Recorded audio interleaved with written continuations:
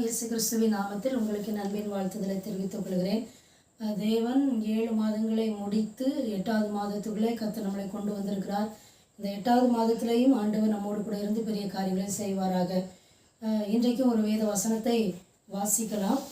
ஆதியாகமம் 16:13வது வசனம்.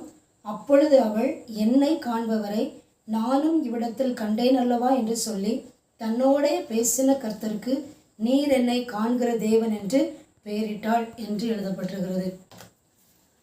வறண்ட பாலைவன வாழ்க்கையில் தாகத்தால் என்னாவு வறண்டாலும் ஆகாரின் அழுகுரல் கேட்டவர் என் தாகம் தீர்க்கும் வல்லவர்.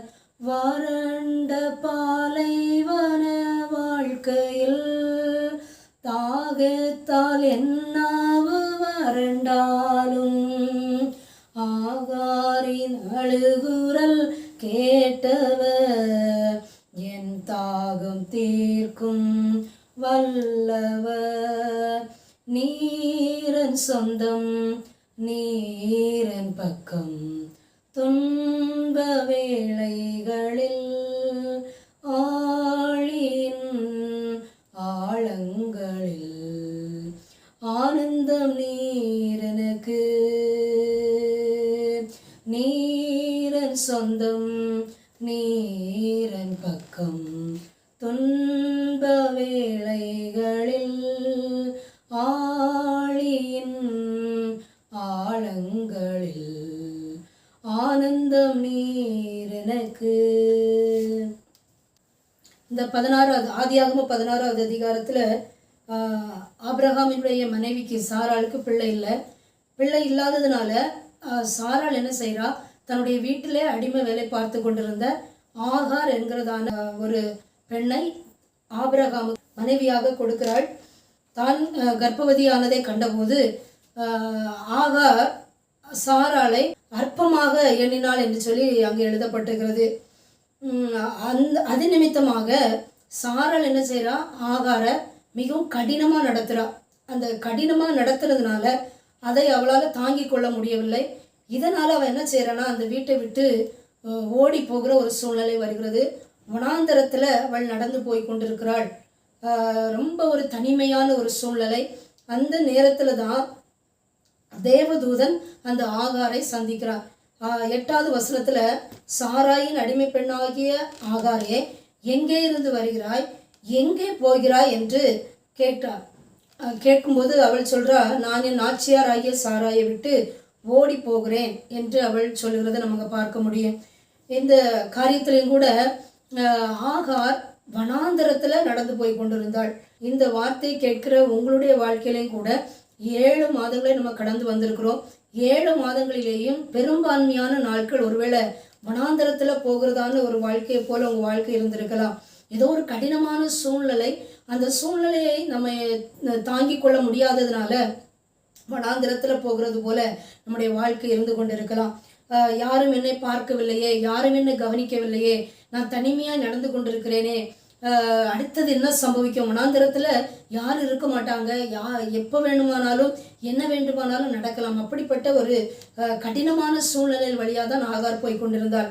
அதே போல தான் உங்களுடைய வாழ்க்கையும் கூட இந்த 7 மாதங்களை திரும்பி பார்க்கும் பொழுது அதிகமான நேரங்கள் வனாந்தரத்தில் போகிறது போல கடினமான சூழ்நிலை போல உங்கள் வாழ்க்கை இருந்து கொண்டு இருக்கலாம்.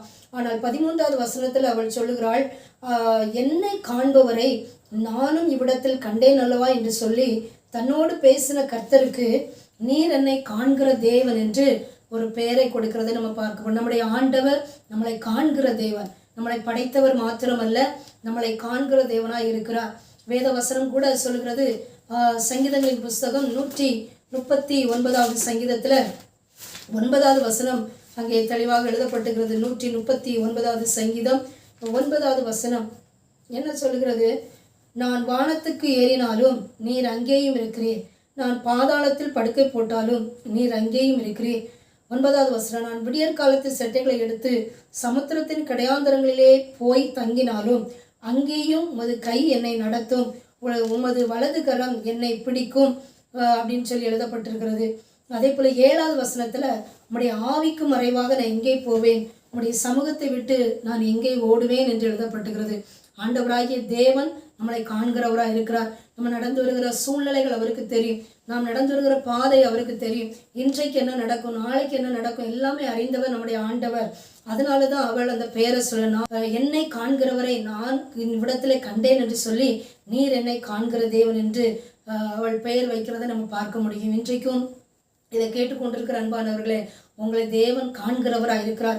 நீங்கள் எங்கே போய் ஒளிந்து கொண்டாலும், நீ எந்த வழியாக நடந்து கொண்டிருந்தாலும் அங்கே தேவனுடைய கண்கள் நம்மை பார்த்து கொண்டிருக்கிறது.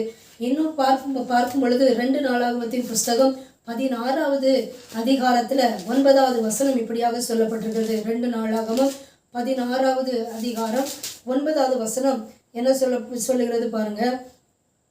தம்மை பற்றி உத்தம இருதயத்தோடு இருக்கிறவர்களுக்கு தம்முடைய வல்லமையை விளங்க பண்ணும்படி கர்த்தருடைய கண்கள் பூமி எங்கும் உலாவி கொண்டிருக்கிறது என்று எழுதப்பட்டது. அப்படி கர்த்தருடைய கண்கள் பூமி எங்கும் உலாவி கொண்டிருக்கிறது. நம்மளை கவனித்து கொண்டிருக்கிறது அவருடைய கண்கள். நாம் எங்கே போய் கொண்டிருக்கிறோம், என்ன செய்து கொண்டிருக்கிறோம், நாம் இப்பொழுது என்ன பாதையில் நடக்கிறோம், நம்மளுடைய கஷ்டங்கள் என்ன, ஆமேன், எல்லாவற்றையும் அவருடைய கண்கள் பார்த்து கொண்டே இருக்கிறது என்று சொல்லப்பட்டிருக்கிறது. அதனால நீங்கள் சோர்ந்து போகாதுங்க. 7 மாதங்களும் ஒருவேளை கடினமான சூழ்நிலையாக இருந்திருக்கலாம், வனாந்திரத்தில் நடக்கிறது போல இருக்கலாம், யாரும் என்னை கவனிக்க இல்லை, யாரும் என்ன தேடி வருவார் இல்லை, ஆமேன் சொல்லி அப்படின்னு சொல்லி நீங்கள் நினைத்து கொண்டிருக்கலாம். ஆனால் தேவனுக்கு பெயர் வைத்தது போல, ஆமேன் ஸ்தோத்திரம், நீர் என்னை காண்கிற தேவன். ஆமேன் ஸ்தோத்திரம். நம்ம நடந்து வருகிற பாதைகளை தேவன் காண்கிறார். ஆமேன் ஸ்தோத்திரம். அப்படியே ஜெபம் பண்ணலாமா? அன்பின் பரலோக பிதாவே, இந்த நாளுக்காக உமக்கு நன்றி. 7 மாதங்கள் ஆண்டவர் எங்களோடு கூட இருந்து எங்களை நடத்தின நம்முடைய தயவுக்காக நன்றியப்பா. இந்த 8வது மாதத்திலையும் நீர் எங்களை காண்கிற தேவன் என்று எங்களோடு நீங்கள் பேசியிருக்கிறீங்கப்பா. ஆண்டவரே, ஆகாரை கண்டவர், ஆண்டவரே எங்களையும் நீ காண்கிற தேவனாக இருக்கிறீங்கப்பா. உம்முடைய கண்கள் பூமி எங்கு உலாவி கொண்டிருக்கிறது என்று சொல்லி நாங்கள் வேதத்தில் படித்தோம். ஆண்டவரே ஸ்தோத்திரம். ஆண்டவரே, நாங்கள் நடந்து வருகிற பாதைகள், சூழ்நிலைகள், ஆண்டவரே நெருக்கங்கள், கஷ்டங்கள் எல்லாம் நமக்கு தெரியும். ஆண்டவரே அப்பா, எல்லாவற்றிலும் இருந்து எங்களை விடுதலையாக்க நீர் உண்மை உள்ள தேவனாக இருக்கிறீங்க. அப்படியே ஆண்டவரே விசுவாசத்தோடு கூட இந்த மாதத்தை நாங்கள் கடந்து போக கர்த்தர் எங்களுக்கு கிருபை தருவீராக. இயேசுவின் நாமத்தில் ஜெபங்கள் நல்ல பிதாவே, ஆமென்.